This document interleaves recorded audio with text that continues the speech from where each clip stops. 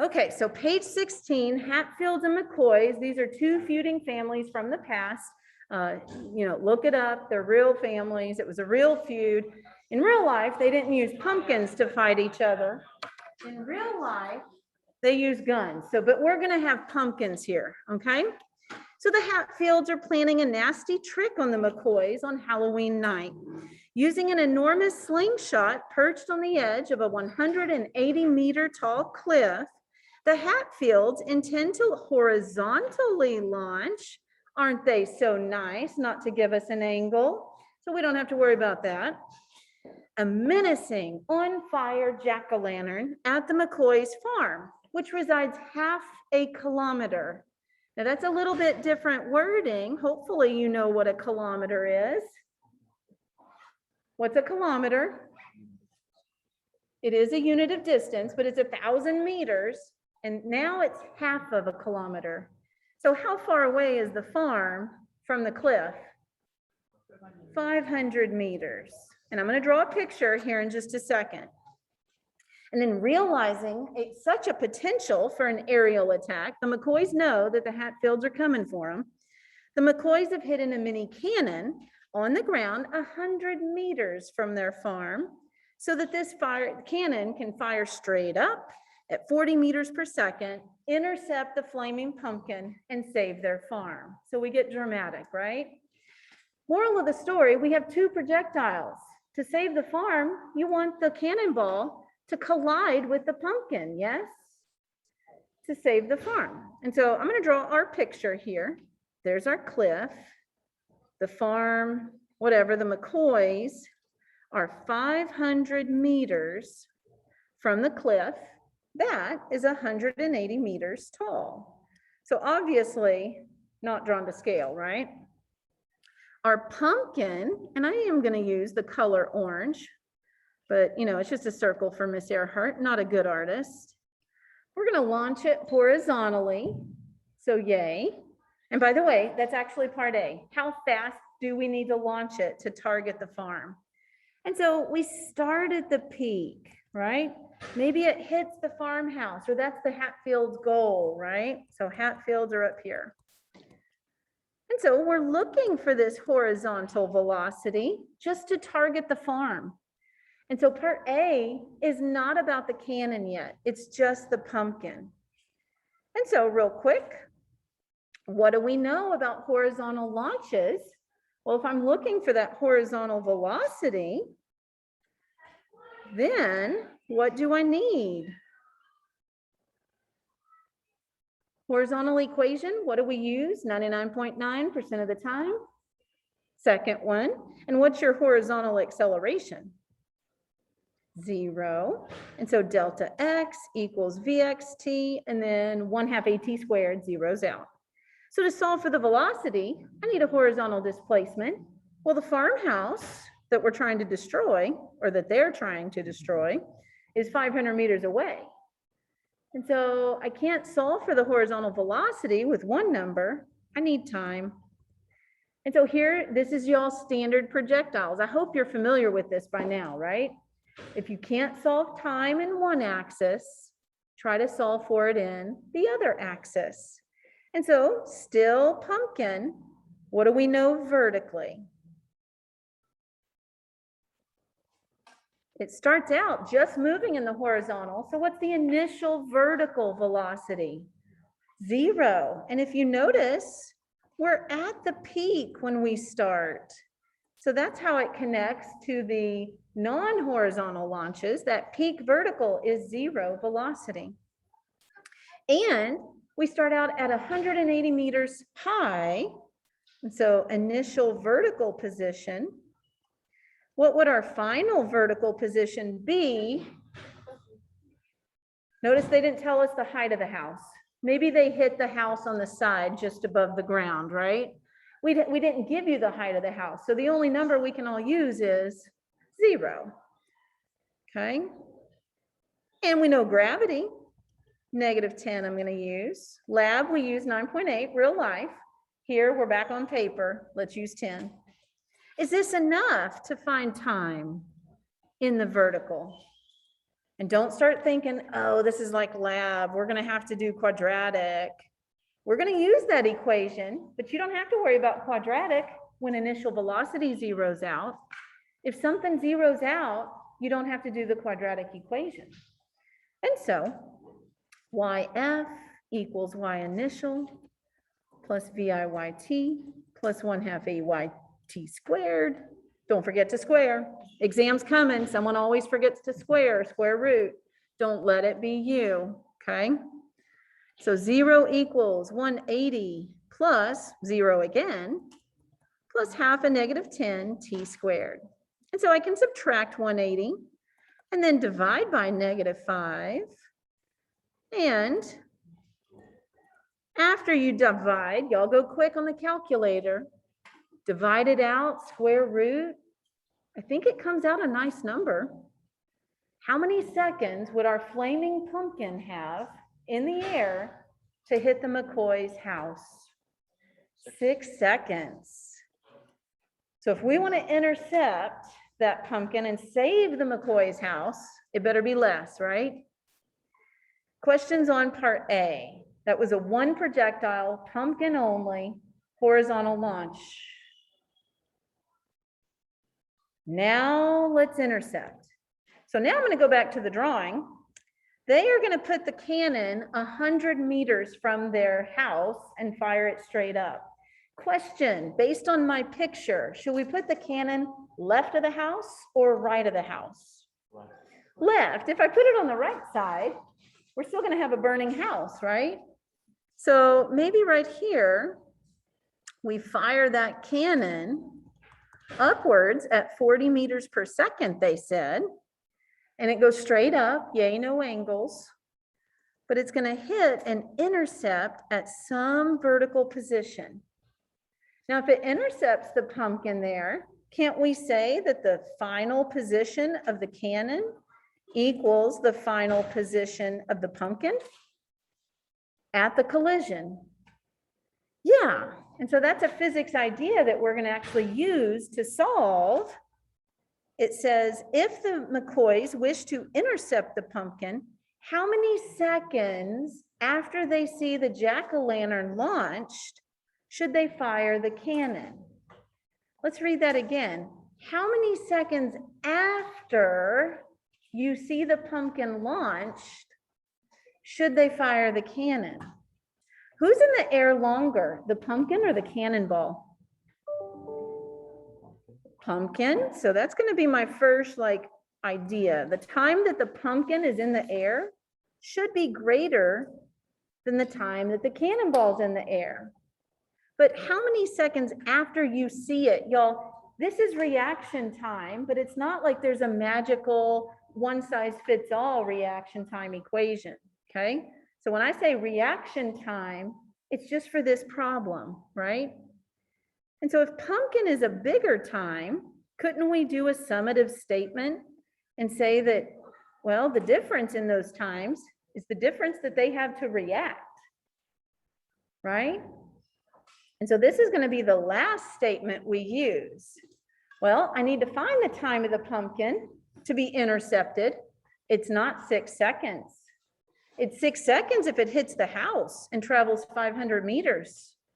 But now that we know the velocity, oh wait, we didn't finish part A. You got to tell me these things. A, we did not find the speed yet. We know 6 seconds. One more part. We got to use that time over here, right? So let's get our speed, solve for V, displacement over time. In A, 500 meters divided by 6 seconds. What's the velocity of the pumpkin? 83.3. That's our answer for part A. And we're going to use it in part B because if we now know it only travels 400 meters, can we find the time that it takes to intercept the cannonball? Yeah. And so time of pumpkin would be that displacement over pumpkin velocity, but now it's 400 meters divided by 83.3. And what do we get?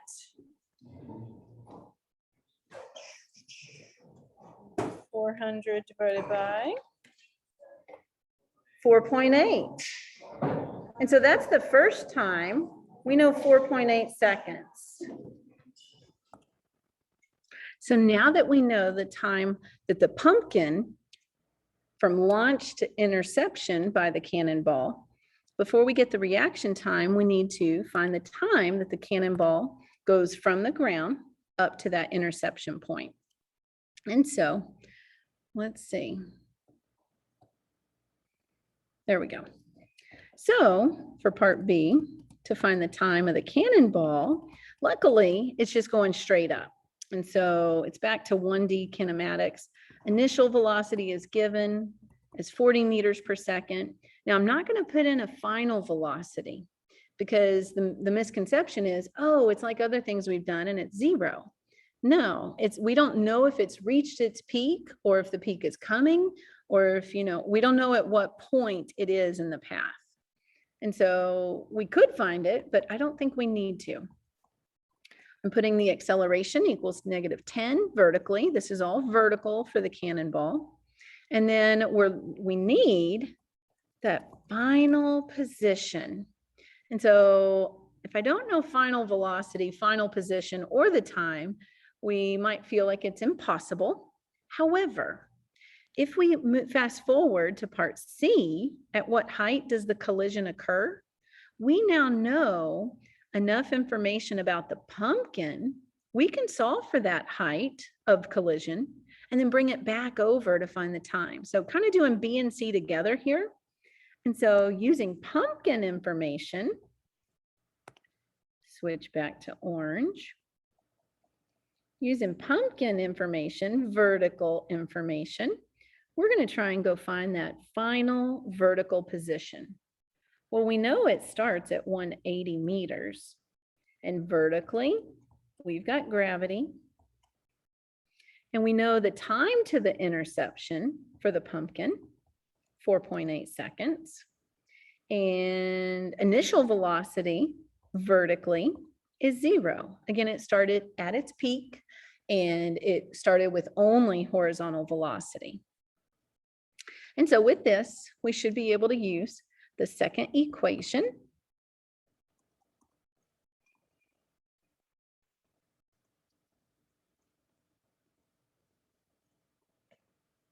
And so vertically, VIT zeroes out. It's already solved for YF. And so we just plug in everything else that we know. And so 4.8 squared. Oops, there we go. And then times our -5. And so 180 minus that answer. Hold on, I think I did something wrong. 4.8 squared times 5. Oh, I divided. See? So right here, I get -115.2. So 180 minus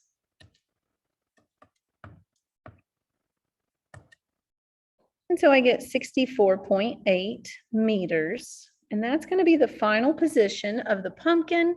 And since it's a collision, that's also the final position of the cannonball. And so we've got C done. We still need to go find the time of the cannonball to the collision. And so now we have that one last piece that we needed to find the time of the cannonball. And so notice it's not, we don't know the final velocity. And so we come over and we say second equation. And so vertical, final position, initial is going to zero out since the cannon started ground, plus the VIYT And so now we know 64.8 equals 40t plus half of -10 times t squared. And at this point, hopefully you're recognizing, oh no, I got t and t squared, and then I got to do quadratic. So if you love quadratic, start going to town. But you need to know that there is another option. You don't have to know the quadratic. So your alternate is to, step 1, find the final vertical velocity first. That was the one thing we didn't know. And since I don't know time, we can use the third equation. And then it is a 2-step, but then we can find the time. Oh no.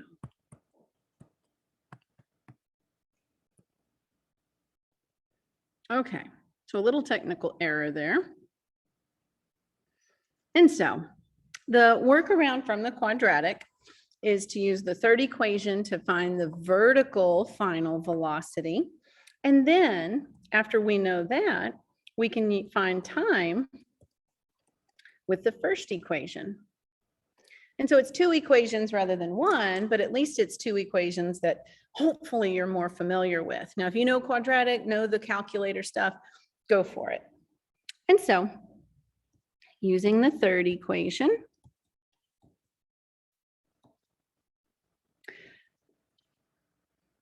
and so to find the final velocity, we'll put in 40 squared plus 2 times -10. And then the vertical displacement is from the ground to that 64.8. And so it's going to be a positive 64.8 there. And plug that in the calculator. Times 20. And so for this part, I get, and then 440 squared would be your 1600. So 1600 minus that answer. And I get 304, but that's equal to VF squared. So we got to get the square root of our answer. And I get 17.44 meters per second. Now at this point, you have to be smarter than the calculator. It tells you a positive answer. The physics though, because we've used it both ways. Should this be up or down? Well, if you're trying to save your house, you want that cannonball to intercept the pumpkin on the way up. And so for that reason, I'm going to go on and say positive. And then whenever we use the first equation, we got to use that sign correctly. And so a positive 17.44 equals that initial velocity of positive 40 plus a -10. And this is going to be the time of the cannonball from launch to the collision. And so I take that 17 number minus 40, and then I divide by that -10, and I get 2.26 seconds. So that's the time from the cannonball from launch to the collision. And if you use quadratic, you should have got that as well. And so back to that summative statement. Don't worry, we're almost done. The way the question asked, it said, how many seconds after they see the jack-o'-lantern launched should they fire the cannon? And so it's this difference in time of the pumpkin and cannonball. And so 4.8 minus that 2.26, and I get 2.54. So kind of running out of room there, but the reaction time is equal to the 4.6 minus 2.26, and I get 2.54 seconds. Okay. So again, this was 2 objects both technically in free fall. One horizontal launch, one straight up. And so for them to collide, they have that same final position. And so the only thing we didn't have on that problem was angles, but maybe the next one does, right? And so make sure you try the question below and on the next page to continue your last practice before the exam next class.